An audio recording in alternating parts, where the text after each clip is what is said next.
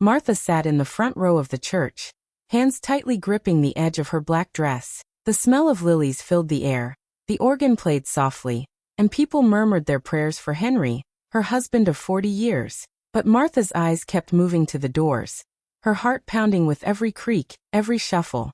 She wasn't looking for the priest or another guest. She was waiting for her son, Daniel, her only child, the boy Henry had adored, the boy who had once clung to her hand and promised, "I'll always take care of you, Mom." She waited, certain that any moment he would appear, slipping into the back with a guilty smile, late but present. But the doors stayed closed. One by one, neighbors, friends, and even distant relatives came forward to hug her, whispering, "He was a good man, Martha. He built something to be proud of." She nodded, forced polite smiles, but inside her chest was a storm. Because the one person who should have been there to say goodbye, the one Henry had wanted most to see, never came. The service ended. The coffin lowered. Martha stood alone at the graveside, her hands shaking in the cool evening air. Still no Daniel. That night, she sat at her kitchen table, staring at her untouched plate. The silence was heavy. She picked up her phone, almost ready to call her son, almost ready to hear his excuse. But before she could dial, a notification lit up her screen. It was a Facebook post. Her breath caught as she opened it. There was Daniel, smiling wide, his arm wrapped around his wife Emily. A glowing cake sat on the table before them, candles flickering, glasses of wine raised high. The caption read, "Celebrating the most important woman in my life. Happy birthday, Emily." Martha's hand trembled. Her heart thudded so hard she thought it might break her ribs. She stared at the picture, the bright smiles, the laughter frozen in time. On the very night she laid Henry to rest, her son had chosen to celebrate somewhere else. Her lips moved before she even realized it. A whisper, sharp and bitter, slipped into the stillness of the kitchen. "If my own son can dishonor his father this way, then maybe he doesn't deserve what his father worked for." Her eyes stung but no tears fell. Instead, a strange calm washed over her. The kind of calm that comes after a storm, heavy and dangerous. The next morning, when the sun spilled into her kitchen, Martha didn't reach for breakfast. She didn't check her phone. She picked up the landline, her voice steady as she spoke into the receiver. "Mr. Lawson," she said to the lawyer, her hand gripping the cord. "It's Martha. I need to reconsider the will." Martha had always been a hardworking woman. She grew up in a small town, raised on simple values, loyalty, honesty, and sacrifice. When she married Henry in her 20s, she didn't marry a rich man, but she married a man with determination. Henry dreamed of building something for his family, and Martha stood by his side through every struggle. In the early years, money was tight. There were nights when dinner was nothing more than bread, butter, and tea. Martha worked extra hours at a sewing shop while Henry went door to door, fixing small houses, painting walls, and slowly learning the real estate business. She never complained. Instead, she would smile and say, "We'll get there, Henry. Just don't give up." And Henry didn't. Over the decades, with patience and sacrifice, he built a modest real estate business, a handful of rental houses and one small office. It wasn't a fortune, but it was steady, and it was honest.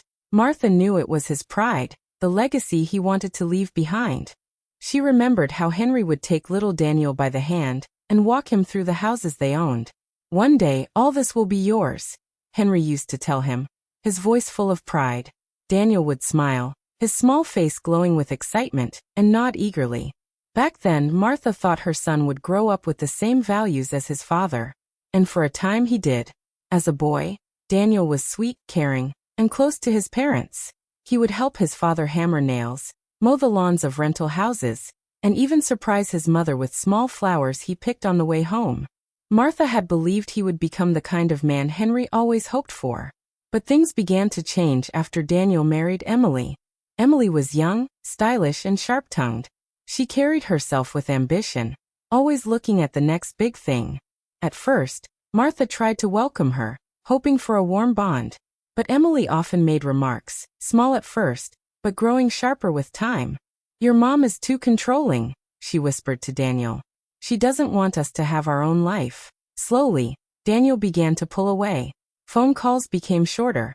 Visits became rare. Even when he came by, Emily's sighs and sharp looks filled the room. Arguments started before Henry's death. Emily often complained about money, saying Daniel deserved more freedom from his parents.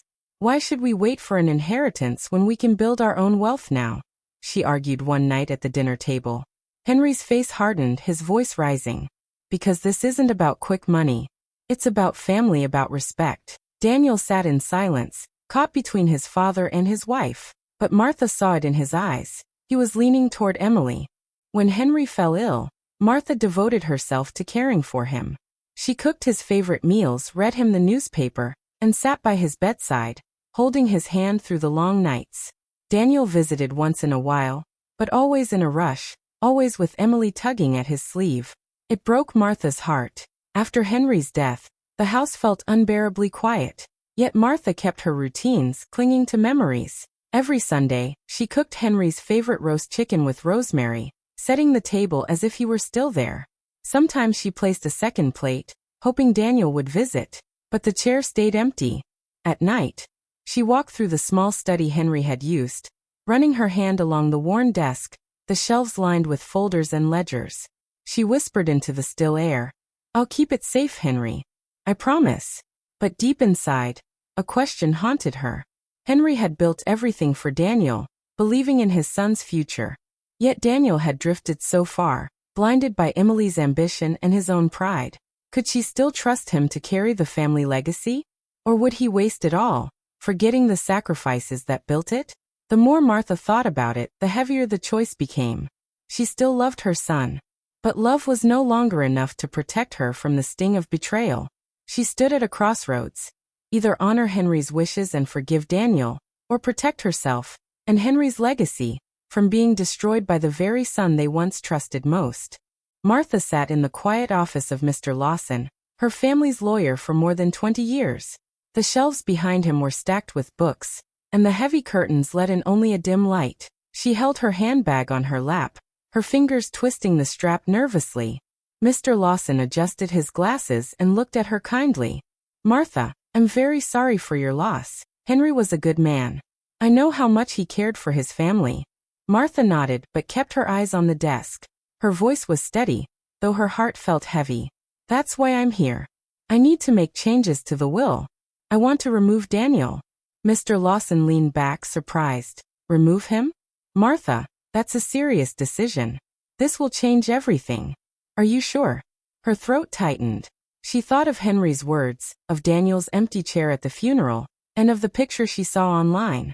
Her son laughing over a birthday cake while his father's body was being laid to rest. The memory burned like fire in her chest. "Yes," she whispered. "I'm sure. He dishonored his father, and I can't trust him with what Henry built." The lawyer stayed quiet for a moment. Then he asked gently, "Do you want to cut him out completely?" Martha shook her head. "No. I don't want to erase him. But I can't leave everything in his hands. He's not the boy we raised. He listens only to Emily now." Her voice grew firmer. "I want the estate, the houses, the business. All of it, left to Sophie." Mr. Lawson raised his eyebrows. "Your granddaughter?" "Yes," Martha said, her tone softening. "She's only 8, but she's innocent. She still asks me about her grandpa, wants to know stories about him. She has the heart her father has lost. This way, Henry's legacy stays in the family, but it bypasses Daniel." Mr. Lawson nodded slowly. "It can be done. Everything would be held in trust until Sophie is of age. But Martha, once this is signed, there's no turning back without another legal process." "I understand," Martha replied.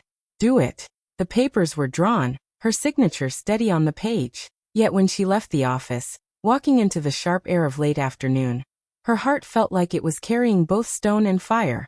That evening, she sat alone at the table, staring at her phone. She couldn't bring herself to tell Daniel what she had done. Not yet. A part of her still hoped he might feel remorse, that maybe she was wrong about him. So she decided to test him. She called him the next day. "Daniel, come to dinner tomorrow. Just you and Emily. We need to talk." There was hesitation on the line, but he agreed. The following night, Martha set the table with quiet care. Roast chicken, mashed potatoes, the meal Henry had always loved. She even lit 2 candles, though her hands trembled as she struck the match.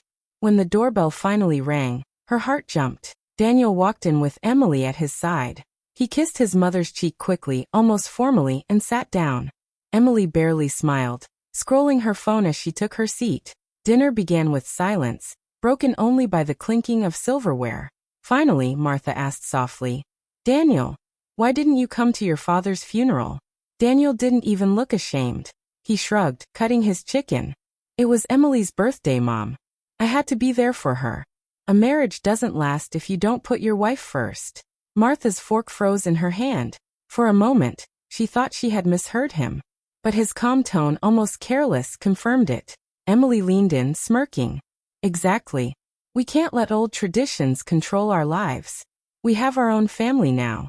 Martha's face hardened, the candlelight flickering across her stern expression. Her heart ached, but her mind was clear. Daniel hadn't only missed the funeral. He had chosen, and he had chosen selfishly. Inside her chest, the storm returned, but this time it did not shake her. It steeled her. Daniel had failed the test. Word spread quickly in the small town after Henry's funeral. People talked in whispers at the grocery store, at church, even at the post office. Everyone noticed that Daniel had not been there to say goodbye to his father. Some shook their heads in disappointment, others whispered, "How could a son do that?" Martha heard the whispers too, though she never spoke of them. She carried herself with quiet dignity, but each word was like a needle.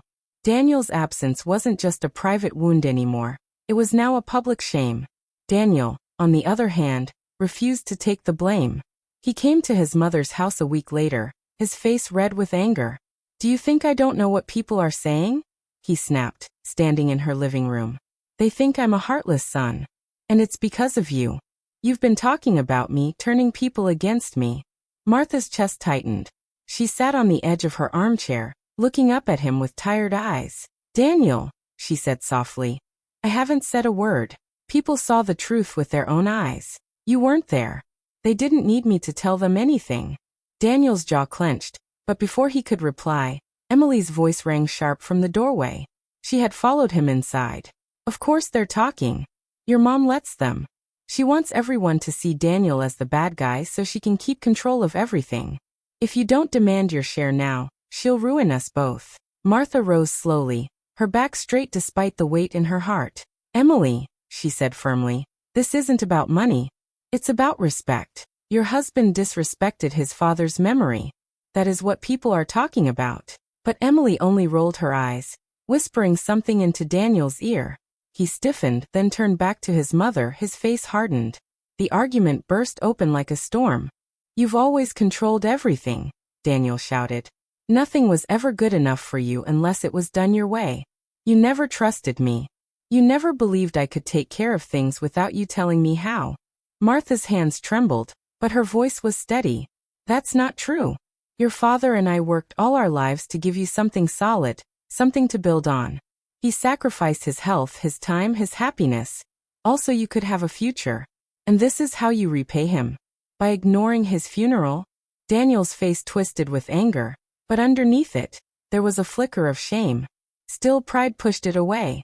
He grabbed his coat. "If you try to cheat me out of Dad's estate," he spat, "I'll fight you in court." The door slammed behind him. Martha sank back into her chair, her hands covering her face. The house felt colder than ever. She still loved her son. Every memory of his childhood, every moment she had held him close, was carved into her heart. But the man he had become felt like a stranger. Days turned into weeks, and loneliness wrapped around her like a heavy blanket. But there was one light that broke through the shadows. Sophie. Her granddaughter visited often, sometimes brought by Emily, other times slipping away on her own for a few hours. Sophie's laughter filled the quiet house. She would curl up beside Martha and ask, "Grandma, what was Grandpa like when he was young? Did he really build houses with his own hands?" Martha would smile softly, her heart warming. "Yes, he did. He worked harder than anyone I ever knew. He believed that if you do something with love, it lasts." Sophie's eyes would shine. "I wish I could have helped him. Maybe one day I'll help you instead." Those words were a balm to Martha's aching soul. In Sophie she saw hope, innocence, and a reminder of what family was meant to be. But peace never lasted long. One morning, Martha found a letter in her mailbox. It was from a lawyer, Daniel's lawyer. The paper inside was sharp and cold. A legal notice demanding immediate access to Henry's will and estate records. Her hands shook as she read it, but she did not cry. She simply folded the letter, placed it on the table, and whispered to herself, "So this is what it has come to." The storm between mother and son was no longer just emotional. It was now legal, and Martha knew there was no turning back. In a lawyer's office showdown, the air was heavy with silence. Martha sat on one side of the polished wooden table, her hands folded neatly in her lap. Daniel and Emily sat opposite her, their lawyer beside them. Mr. Lawson, calm as always, cleared his throat and adjusted his glasses. "Today, we will officially read the contents of Henry's will, updated before his passing and confirmed again by Mrs. Martha Lawson." His voice was steady, but Martha could feel the tension in the room like a storm about to break. Daniel leaned back in his chair, smirking. "Finally. Let's hear it. My father built this for me, and I'm ready to take responsibility." Emily gave a small smile too, her hand resting on Daniel's arm as if she already owned everything. Mr. Lawson opened the folder and began to read aloud. "In the matter of Henry Lawson's estate, it is declared that all properties, businesses, and accounts shall be passed on, not to the son Daniel Lawson, but to his daughter, Sophie Lawson, under the care of a legal trust until she comes of age." The words hung in the air like thunder. Daniel's smile disappeared. He leaned forward, his face turning red. "What?" His voice cracked with disbelief. "What nonsense is this? You're saying my own daughter gets everything, not me?" Emily shot up from her chair, her face pale with shock. "This is humiliating. How dare you?" She turned on Martha, her eyes burning with anger. "You spiteful old woman. You planned this just to cut us out." With a loud scrape of her chair, she stormed out of the room, slamming the door behind her. Daniel stayed, but his anger boiled over. He slammed his fist on the table, making the papers jump. "You bitter old woman," he shouted at his mother. "You've hated me since the day I married Emily. You never trusted me. Now you've stolen what's mine." Martha sat still, her face calm though her heart ached. She looked straight into her son's furious eyes. Her voice was quiet, but every word cut through the room. "I did not do this to punish you, Daniel. I did this to protect the part of you that still has innocence. Your daughter. Sophie deserves better than greed and excuses. She deserves to know her grandfather's sacrifice wasn't wasted." Daniel froze, his chest heaving. For a moment, he looked like the boy she once knew, caught between anger and shame. But pride quickly returned, and he turned his face away, refusing to answer. Just then, a small sound came from the doorway. Everyone turned. There stood Sophie, clutching her school bag, her eyes wide. She had come in quietly, unnoticed, and had heard enough to understand. She walked toward Martha, her little footsteps soft against the carpet. "Grandma," she whispered, her eyes full of love. "Don't be sad. I'll take care of you when I grow up." Martha's heart broke and healed all at once. She pulled Sophie into her arms, holding her tightly as tears finally filled her eyes. "Oh, my darling girl," she whispered. Daniel stared at his daughter, his face pale. In that moment, he saw clearly what he had lost. Not just money, not just property, but respect, trust, and love. The legacy his father built had slipped through his fingers, not because of his mother, but because of his own choices. Mr. Lawson quietly gathered the papers, his voice calm. "The will is clear. Everything belongs to Sophie. This meeting is concluded." Daniel remained seated, silent now, as if the ground beneath him had been pulled away. Martha rose, holding Sophie's hand, and walked out of the office without another word. Behind them, Daniel sat alone, the weight of his pride finally pressing down. It was too late. Martha found peace in the simple things. Her mornings no longer felt heavy with grief. Instead, she poured her energy into Sophie. She walked her to school, helped with homework, and told her bedtime stories about Henry. Stories of a man who believed in honesty, hard work, and love. Watching Sophie grow gave Martha strength. She felt that Henry's spirit was alive in their granddaughter's curious eyes and gentle heart. While Martha and Sophie built quiet joy together, Daniel and Emily's world grew darker. Without Henry's estate, their lifestyle began to crumble. Bills piled up, and arguments filled their home. Emily, who once spoke with pride, now spat bitter words. "This is your fault, Daniel," she hissed one evening. "If you had stood up to your mother, We wouldn't be living like this. I married you because you were supposed to have something. But you let her take it all away. Daniel tried to defend himself, but deep down he knew the truth. His choices had led here. His absence at the funeral, his pride, his anger. All of it had built a wall between him and his mother, and now even between him and his wife. The fights grew worse until one day Emily packed her things and left, slamming the door without looking back. You're useless without your family's money, she said coldly. And then she was gone. For weeks, Daniel lived alone, his home empty and silent. His friends stopped calling, his marriage was broken, and the shame in the community only grew. He drank too much, stayed up too late, and stared at the ceiling wondering how his life had fallen apart. One evening, unable to bear the silence anymore, Daniel drove to his mother's house. His hands shook on the steering wheel, his chest tight. For a long time he sat outside, staring at the light glowing softly from the kitchen window. Finally, he stepped out and knocked on the door. Martha opened it, surprised to see him. His face was pale, his shoulders slumped. The anger that once burned in his eyes had vanished, replaced with something softer, brokenness. He stepped inside, his voice trembling. "Mom!" He stopped, swallowing hard, and then the words tumbled out. "I lost everything. Emily left. I don't even know who I am anymore. I tried to blame you, but it was me. I ruined everything." His knees almost gave way as he sank into a chair, covering his face with his hands. Martha's heart ached at the sight. She had dreamed of this moment, her son finally seeing the truth, yet it hurt to see him so broken. She sat across from him, her voice calm but steady. "You haven't lost everything, Daniel," she said softly. "You still have Sophie. You still have the chance to be a father, to show her that you can be better than your mistakes. But it has to be your choice. No one can make it for you." Daniel lifted his head, his eyes red. For the first time in years, he looked at his mother not with anger, but with longing. The same longing of a child who once believed his parents would always guide him. "I don't know if I can," he whispered. Martha reached across the table, resting her hand gently on his. "Yes, you can. But it starts with humility. And it starts today." The room fell quiet, but for the first time in a long time, the silence felt like hope.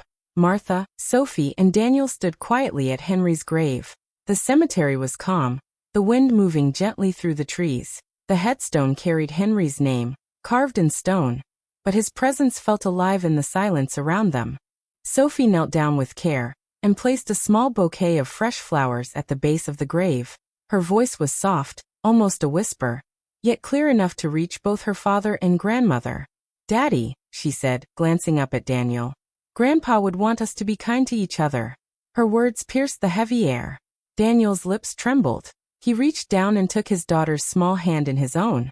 Tears slipped down his face, raw and unguarded. For years he had been lost in anger, in greed, in pride. But standing there, hearing his little girl's innocent truth, something inside him broke open. Martha stood beside them, her eyes wet but steady. It was bittersweet. She still carried the deep pain of betrayal, but also a fragile hope that maybe, just maybe, healing could begin. Daniel whispered, voice shaking, "I'm sorry, Dad. I'm sorry, Mom. I don't deserve forgiveness, but I want to be better. For her." He looked at Sophie, then back at Martha, his tears refusing to stop. Martha laid a hand on his shoulder, her touch both firm and gentle. "Henry believed family could always find its way back," she said quietly. "It starts with honesty, Daniel. It starts with love." The three of them stood there, bound not by wealth or inheritance, but by something much deeper, loss, pain, and the chance to choose love again. As they turned to leave, the sun broke through the clouds, casting light across the grave. Sophie squeezed both her father's and grandmother's hands, her small voice carrying the final truth. "Grandpa's happy now. We're together." And in that moment, for the first time in years, Martha allowed herself to believe in tomorrow. Besties. Sparkling Heart, thank you so much for watching till the end. Don't forget to like, drop a comment, and hit subscribe for more heart-touching stories. See you in the next one.